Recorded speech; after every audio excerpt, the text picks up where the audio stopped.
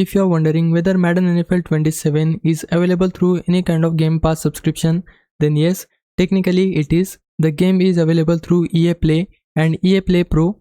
Now if you have the regular EA Play membership, then you only get access to the 10-hour trial version of Madden NFL 27. So right after launch, you can play the game for up to 10 hours, but once that time runs out, you won't be able to continue unless you purchase the full game. There is still a chance that the complete game could get added later onto the standard EA Play library in the future, but at launch, it's only the trial version. But if you have EA Play Pro, then you get access to the full Madden NFL 27 EA Play Pro edition, not just the trial.